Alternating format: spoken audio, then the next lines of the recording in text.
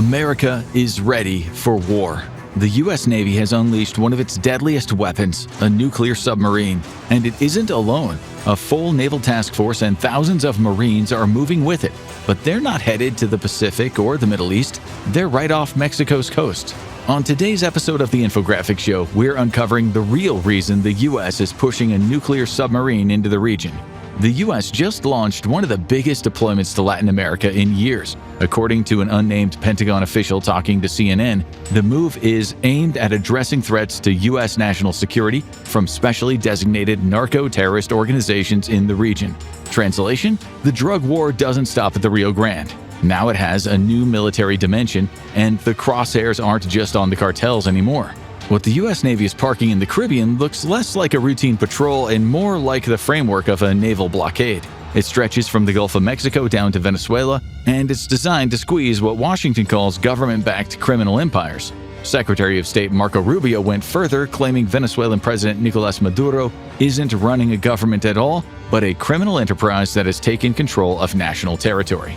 To really hammer it home, Washington just doubled the bounty on Nicolas Maduro's head to a cool $50 million. The reasoning behind the steep bounty is that Uncle Sam sees Maduro as the kingpin of the Cartel de las Solas. This shadowy network is accused of flooding the U.S. with drugs for over a decade. Its role is so central that in July 2025, the U.S. Treasury designated it as a Specially Designated Global Terrorist, or SDGT. Most Pentagon insiders quietly admit the whole deployment is mostly a show of force. In other words, this armada is more about sending a message than firing missiles. So a giant fleet, serious firepower, but maybe more saber-rattling than concrete battle plans. Whatever it is, this messaging isn't all that subtle. The deployment serves multiple purposes beyond its thinly veiled attempt to scare drug dealers with an expensive show of force. First, it's a warning shot to China. Today, most of the precursor chemicals needed to make fentanyl come from Chinese companies, and Washington argues Beijing has looked the other way for years. By parking nuclear submarines in the Caribbean, the U.S. is signaling that China's chemical by proxy strategy is now firmly on its radar. Secondly, it's a message to every other country in the region about who really controls the waters. With China now the biggest trading partner for several countries down there, America is reasserting dominance in what it considers its economic and political backyard. Third, and this is admittedly the scariest part, it gives President Trump what military planners call escalation options. Having this much firepower already in position means that if diplomatic solutions fail, military action can happen in hours instead of weeks. So Washington is sending a message to China, to Maduro, and to anyone else watching that it can drop an armada in Latin America's backyard whenever it wants. But what exactly is the U.S. sailing into the Caribbean? Let's start with the centerpiece of this operation, the USS Iwo Jima Amphibious Ready Group. The Iwo Jima itself is an absolute behemoth, 844 feet long, displacing over 40,000 long tons when fully loaded. To put that into perspective, it's longer than the Chrysler Building is tall, and it weighs more than 20,000 Honda Civics stacked on top of each other. It's basically a floating airport that can launch helicopters, jets, and landing craft simultaneously. The Iwo Jima doesn't travel alone either. It's part of a 3-ship wolf pack that includes 2 amphibious transport docks, the USS Fort Lauderdale and USS San Antonio. These vessels can transport several thousand combat-ready Marines, dozens of aircraft, tanks, artillery, and enough ammunition to fight a small war. The Fort Lauderdale alone carries 2 landing craft air cushion military hovercrafts that can hit 40-plus knots and drive right up onto the beaches. The real showstopper, though? The nuclear-powered attack submarine that has been added to this task force. The Pentagon won't say which specific sub it is, probably because they don't want cartels knowing exactly what they're dealing with. But we're talking about a vessel powered by a reactor that won't need refueling for 25 years. It can stay underwater for months, travel faster than most surface ships while completely submerged, and carry enough Tomahawk cruise missiles to level most major cities in the region if needed. These submarines are so quiet that at low speeds they are literally quieter than the ambient noise of the ocean itself. Marine life makes more noise than these modern marvels. Rounding out this armada are 3 Arleigh Burke-class destroyers, each bristling with over 90 missile tubes. There's at least one Ticonderoga-class cruiser carrying 122 missile cells, overhead P-8 Poseidon reconnaissance aircraft, essentially militarized Boeing 737s, sweep the skies packed with surveillance systems powerful enough to track a phone from 35,000 feet. The P-8s can stay airborne for over 10 hours and monitor communications across hundreds of miles simultaneously. They're essentially flying NSA headquarters. When you add it all up, it's roughly $8 billion worth of military hardware now patrolling Caribbean waters. And that's more firepower than most countries possess in their entire military. And it's all focused on what the US government is now calling the biggest threat to American national security since 9/11. To understand why the US is deploying nuclear submarines against drug dealers, you need to understand how dramatically these organizations have evolved. The small-time smuggling operations of the 1980s are now ancient history. Today's cartels are more like private military contractors with better funding than most legitimate armies. The numbers are absolutely staggering. In Mexico, the Sinaloa Cartel and Jalisco New Generation Cartel control an estimated 45,000 members and associates between them. That is larger than the active military of countries like Norway or Denmark. Their annual revenue well exceeds $13 billion, which puts them in the same league as Fortune 500 companies. So when the US sends a nuclear attack sub to the Caribbean, it's a big flex, but the cartels have submarines too. While the Navy is running its billion-dollar war machine off the coastline, traffickers are cranking out their own DIY subs throughout Latin America. Narco submarines and semi-submersible drug vessels have been around since the 1980s, but developed more during the early 2000s. Some are seriously advanced at over 100 feet long, carrying 17,000 pounds of cocaine and capable of traveling thousands of miles while totally submerged. The Colombians pioneered the tech, but the Mexican cartels took it up a notch. In 2023, authorities even found a secret cartel subyard that looked less like a drug den and more like a legit naval shipyard. Built mostly from fiberglass, they ride just below the surface, slip past sonar and radar, and barely make a ripple. Newer models even vent their exhaust underwater to hide from infrared scanners, while blue paint helps them blend in from above. Add in ballast tanks to keep them riding low, and spotting one is like finding a needle in a haystack, except that haystack is the entire ocean. A generation ago, drug smuggling might have not been an issue worth deploying an entire flotilla over. The real game changer in the drug war today has been fentanyl. This synthetic opioid is so potent it defies comprehension. A dose just the size of a few grains of salt can kill a grown adult. According to one journalist, a backpack full of the stuff is enough to poison an entire city. It is 50 times stronger than heroin and 100 times stronger than morphine. The economic devastation is beyond anything we've ever seen before. Economists estimate that the opioid crisis costs the U.S. economy $1.47 trillion in 2020, which, if you are doing the math, is just over 6% of the entire GDP. The fentanyl supply chain operates like a multinational corporation. Chemical companies in China ship the precursor ingredients to Mexico through networks of shell companies. Mexican labs then process those chemicals into pure fentanyl with pharmaceutical-grade equipment.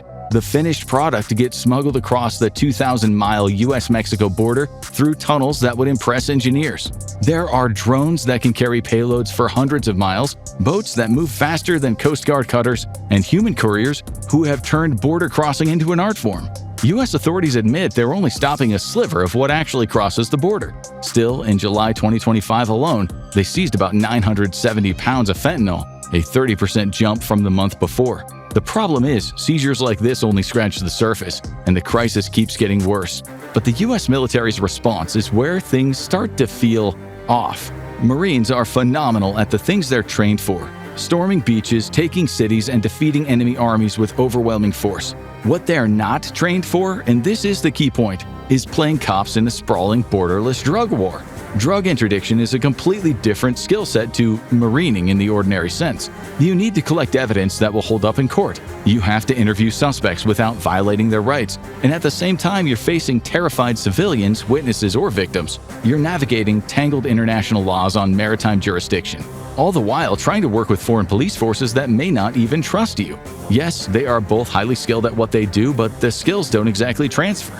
As one defense official bluntly stated, if Marines are going to conduct actual drug operations, they will have to lean heavily on the Coast Guard. And that is where things get really interesting. The Coast Guard has been playing a cat-and-mouse game with the drug smugglers for decades. They know how to spot suspicious vessels from miles away. We've seen them conduct high-speed pursuits in rough seas, even boarding and searching narco subs with impunity. The U.S. Coast Guard knows it's tiny compared to what it's up against. The entire service has about 87,000 personnel, yet they're tasked with guarding 95,000 miles of U.S. coastline and patrolling 3.4 million square miles of economic exclusive zones. On the other side, you have cartels running hundreds of boats with thousands of smugglers, equipped with lavish and eye-watering budgets. Only this creates what military planners call a capability gap nightmare. The Marines have overwhelming firepower but lack the specialized training. The Coast Guard has the expertise, but lacks the manpower and heavy weapons. The solution appears to be creating joint task forces where each service contributes their strengths. That's how you get Coast Guard cutters identifying and pursuing suspect vessels using their expertise and legal authority. And then when things get hairy and smugglers start shooting back with military-grade weapons, Marine helicopters provide the backup. But even this creates problems. The rules of engagement, and if we're being honest, warfare itself, get incredibly complex when you're mixing military and law enforcement operations. Marines are trained to shoot first and ask questions later. That's their actual job. Coast Guard personnel follow strict law enforcement protocols about the use of force and suspect rights. You put them together and you've got a recipe for confusion, friendly fire incidents, and international legal disasters. Officially, this whole deployment is aimed at Nicolas Maduro and Venezuela's narco-state ties. But you can't talk about drugs flooding into the U.S. without talking about Mexico, whose cartels are the official pipeline into America. That puts President Claudia Sheinbaum in what diplomats politely call an impossible situation. On the one side, the cartels are an existential threat to Mexican sovereignty. In some places, they control entire states, collect taxes, run shadow courts, and command armies. But Sheinbaum isn't sitting on her hands. On August 13th of 2025, her administration corralled 26 traffickers onto planes bound for the U.S., including one tied to the murder of a Los Angeles County Sheriff's deputy nearly 2 decades ago. Earlier in February, she handed over 29 cartel figures to the Justice Department. Her security forces claim a 25% drop in homicides during her first 10 months and the dismantling of over 1,200 drug labs. In other words, Mexico is actively swinging at the cartels on its own soil. And yet Washington doesn't seem all that impressed. Instead of doubling down on Sheinbaum's progress with boots-on-the-ground support, the U.S. is rolling out destroyers, Marines, and more to hover just offshore. President Trump's recent directive to treat Latin American cartels, 6 of them in Mexico, as foreign terrorist organizations, virtually authorizes the Pentagon to use force. The message this sends to Sheinbaum is undeniable. Letting U.S. Marines or Navy ships officially operating against the cartels would be a political disaster. So Mexico and the U.S. drug enforcement agencies are left to operate in a realm of strategic ambiguity. Mexico publicly denounces the possible use of lethal American force on its sovereign territory while quietly sharing intelligence. The U.S. keeps its ships parked just outside Mexican waters, close enough to matter, but not so close it breaks the rules. Mexico may be keeping U.S. warships at arm's length, but it is quietly passing along the kind of intel satellites can't capture. And what is happening behind the scenes matters just as much as the destroyers and subs making the headlines. The National Security Agency, FBI, CIA, and Defense Intelligence Agency have been working for years to map cartel networks. They're tracking financial flows through shell companies, intercepting communications from cartel bosses, and building databases of every criminal organization they know about. Today, the cartels are fighting back with their own intelligence operations. They employ former military and police officers who know exactly how law enforcement operates. They use military-grade encrypted communication systems that would make some government agencies jealous. Some cartels have dedicated cyber warfare units that hack into police databases and conduct surveillance on government officials.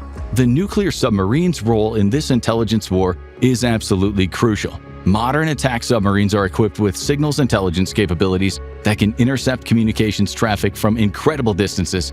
Open-source Navy and congressional reports say that a sub can park itself miles off the coast and tap into cartel chatter without ever being detected.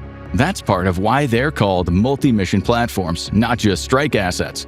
Then there's the financial dimension that never makes headlines, but it might be the most important part of this whole situation. Cartels generate billions in revenue, but they face the same problem as any cash-heavy business.